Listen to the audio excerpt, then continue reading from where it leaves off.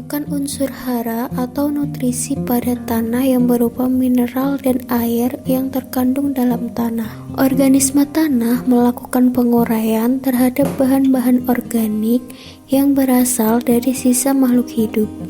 Materi organik dan mineral yang ada di tanah inilah yang disebut dengan zat hara atau nutrisi bagi tumbuhan. Sedangkan ciri-ciri tanah yang subur tidak hanya ditentukan oleh kandungan mineral di dalamnya, tetapi juga sifat fisika dan sifat kimia tanah. Sifat fisika tanah mencakup tekstur dan struktur tanah. Kemudian, salah satu sifat kimia tanah yang menjadi indikator kesuburan tanah adalah derajat keasaman atau pH tanah.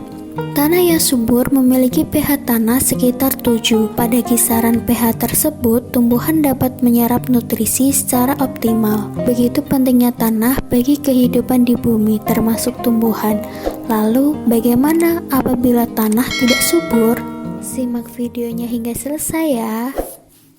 Assalamualaikum teman-teman, bertemu lagi dengan aku Nela di vlog aku yang keempat. Di sini aku akan membahas mengenai pertanian dalam keluarga, yaitu membuat pupuk organik cair dari mikroorganisme lokal. Nah, mikroorganisme lokal biasa disebut dengan mol.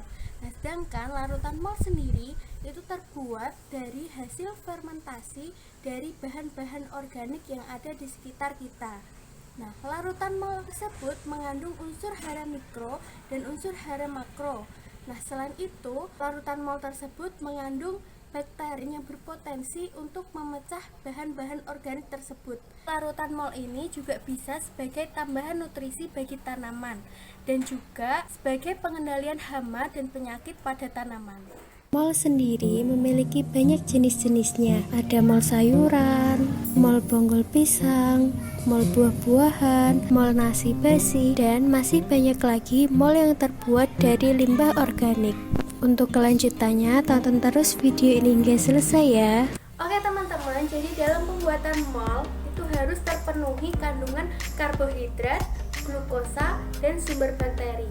Nah, di sini aku menggunakan kandungan karbohidrat dari air cucian beras atau tajin. Dan dari kandungan glukosa, aku menggunakan cairan gula merah. Dan kandungan sumber bakterinya, aku menggunakan buah pepaya. Nah, teman-teman bisa menggunakan buah-buahan lain yang ada di sekitar teman-teman. Misalnya ada pisang, ada jeruk. Kemudian di sini alatnya ada selang kurang lebih panjangnya 40 cm. Kemudian ada air, ada botol kecil, kemudian botol besar, dan corong, dan terakhir ada lem.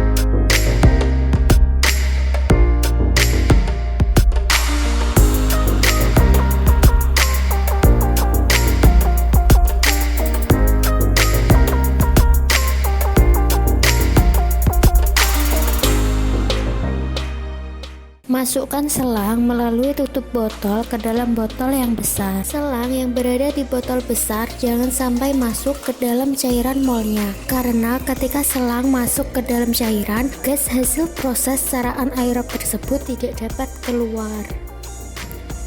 Rekatkan selang dengan tutup botol menggunakan lem agar tidak ada udara yang masuk.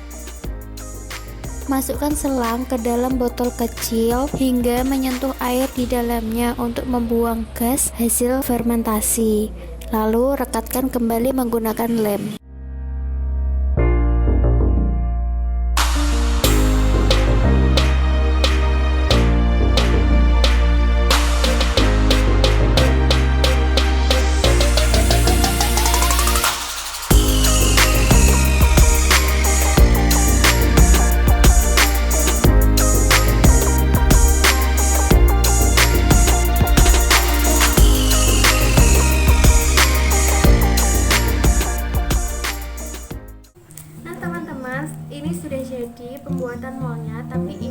siap digunakan untuk tanaman atau belum siap menjadi pupuk organik cairnya.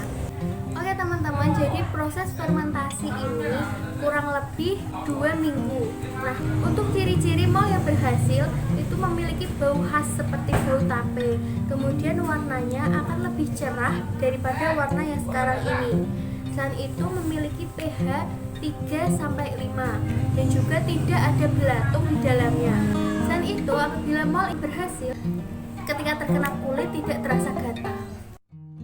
Untuk manfaat malt yaitu dapat memperbaiki sifat fisika dan kimia dan juga biologis tanah, kemudian menyediakan unsur hara yang dibutuhkan tanaman, menyehatkan tanaman, meningkatkan produksi tanaman, dan menjaga kestabilan produksi tanaman, menambah unsur hara tanah dengan cara disiramkan ke tanah, dan mempercepat pengomposan sampah organik atau kotoran hewan. Keunggulan penggunaan malt ini adalah murah dan tanpa biaya, karena ini menggunakan bahan-bahan yang terdapat di sekitar kita. Nah, dengan itu dapat membuat petani lebih kreatif lagi membuat malt sebagai pupuk organik cair, dan juga petani tidak perlu mengeluarkan biaya yang tinggi.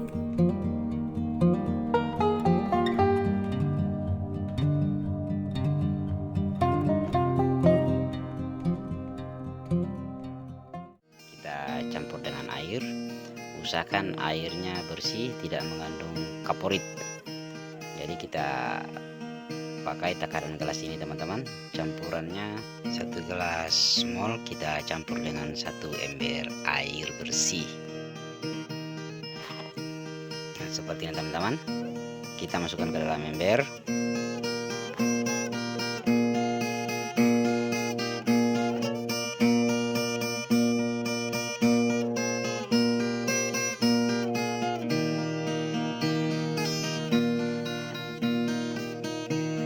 Baru langsung kita siramkan ke tanah di sekitar akar cabai ini teman-teman.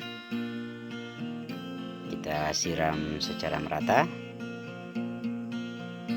seperti ini.